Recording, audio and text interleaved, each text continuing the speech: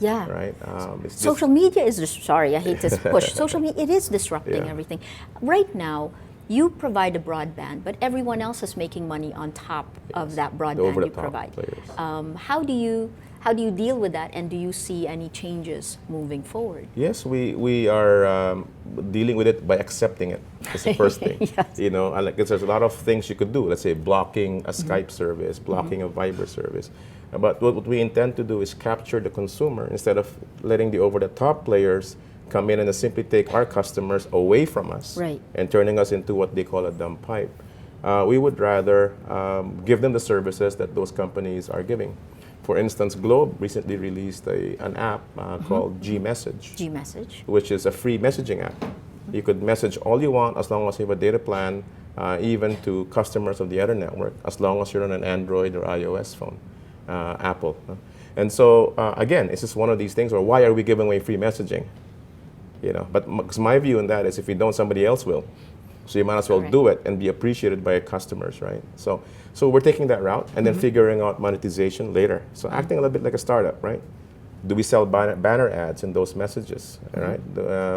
Like a Facebook, Yes. or like a WhatsApp, for instance, right? Even WhatsApp today has no monetization, right? Not at all. You know, for the first year it's free, then it goes to 99 cents. Maybe we could do that, you know. So it's sometimes a mentality of saying, would you rather go to zero and get a little bit more, rather than saying, I get this much today from in terms of our revenue base. Yes. I don't want to give it up. Right. Then that creates this issue where your company could just disappear. Yes. Because you're so myopic in your view, right? We've seen very great companies, many of them, actually just disappear into the ether, right? Yes. Kodak, for instance, right? Trying to, prevent digital from actually proliferating, Yes. Protecting the film business. We don't want to be doing that. Yeah, we want to move with the times. We want to move with what the customers want. We want to give them what they're looking for. Incredible. I have a lot of questions that are coming in now, and again, I'll bring you back. Some of it is telco, but I want to go back to some big picture things before we end.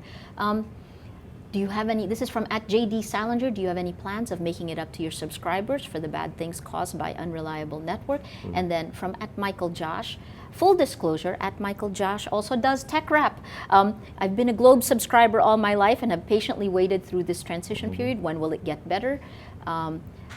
Plans on doing carrier billing for paid apps in Play Store, App Store? Okay.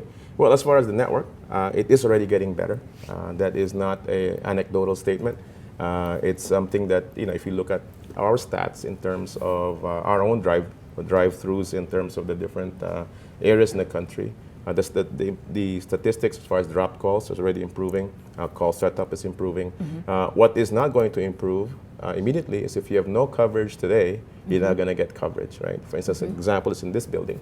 It's an older building. Yes. Likely the antenna systems were not done in a way where the whole building is covered.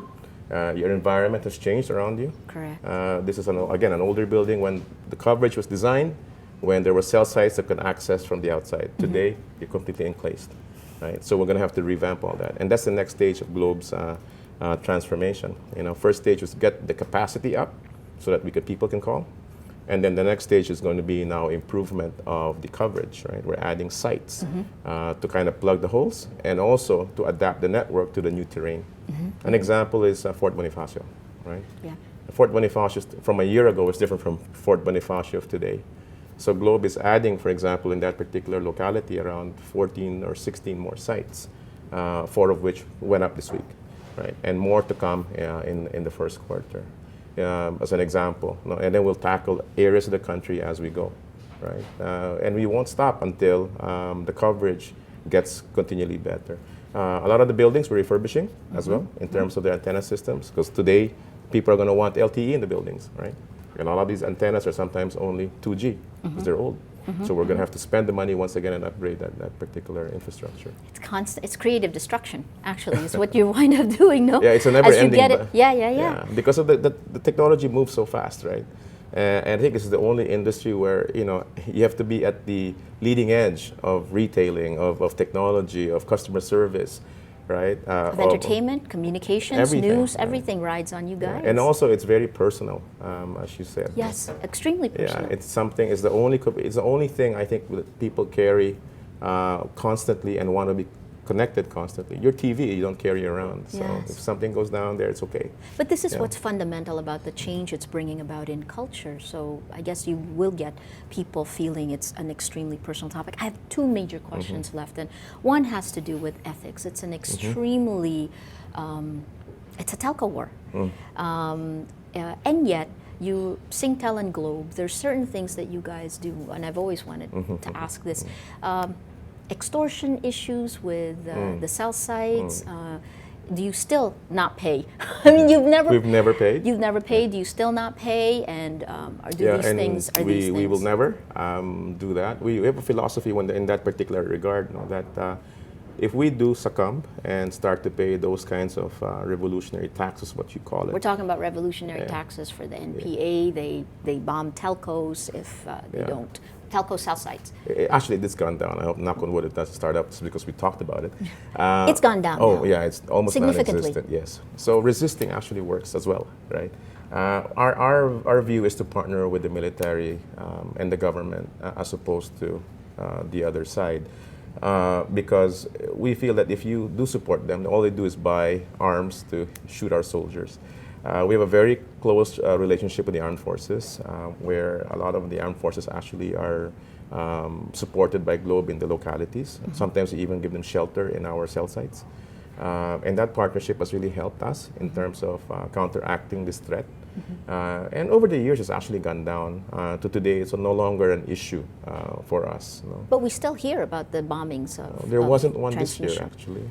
Wow. Yeah, it's actually very quiet. Because I know these people already know and reliant on the same service, right? And especially in those parts that's in Mindanao.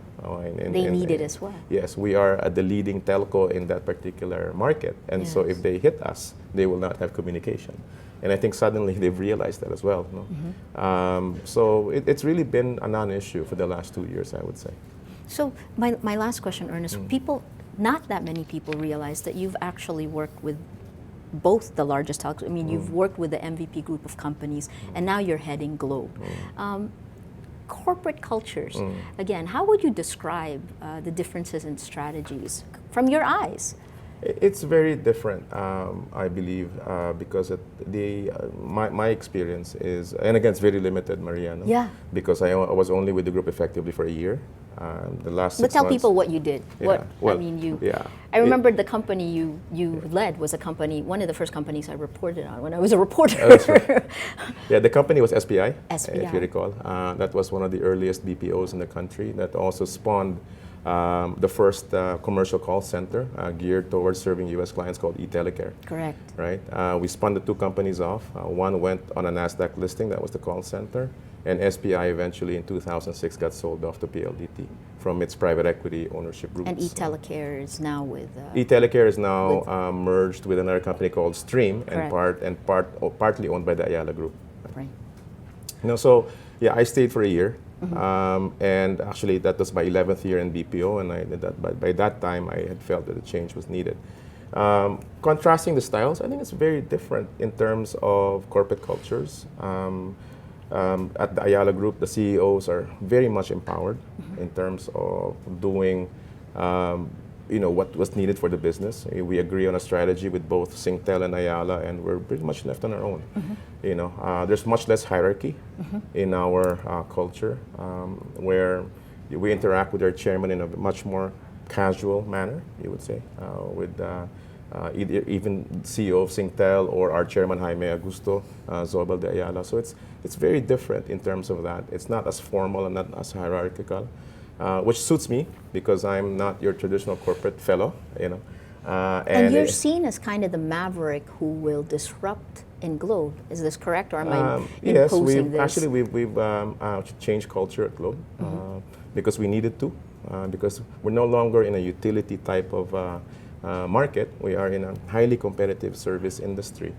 And we brought a lot of customer centricity mindset into the people, and that's why the products coming out are truly more relevant, right? I mean, more outwardly focused, based on the needs of the people. And I think, again, just the super plan and the stores alone show if you do the right thing by the consumer, they will respond. For example, we added over 1.1 million postpaid subscribers in a matter of maybe a year, I mean 2.5 years. You know, again, people are responding to that. No, we've been growing from years of maybe being stagnant in terms of our revenue market share. We've now grown and continue to do so. So what's your strategy moving forward? You have about 30% of the market, right? About close to 40. 40, so you have 38% 40, of revenue. sorry, 40% of the Of market. revenue, huh? Okay, Revenue of market share, revenue. yeah. But in terms of cell phones, 70% is roughly going to your competition when you put Smart and Digitel together. How are you going to beat them? Because I'm assuming you're going to want to beat them. No, I think what we're doing is continuing to focus on the consumer. Okay. You know, I think with the comments we've heard today, there's a lot more room for improvement. Yeah. The good thing is, there's no one, you know, not one telco has a clear advantage over the other today in terms of who's the better in terms of customer service. At Globe, we're striving to create differentiated customer experience, right? Which means we want to be discernibly better than the other telcos out there. And that is a sort of a mantra that we're imposing on our people now to think about. Better in terms of the products we create, easier to use, easier to talk to, right? Not necessarily the cheapest all the time, hopefully, because we need to keep margins up to reinvest in the business, but overall an experience package. And that's why we've invested in the network so heavily. We invested in the IT so heavily. You know, we want to be able to understand our consumer better. We want to be able to serve the consumer better.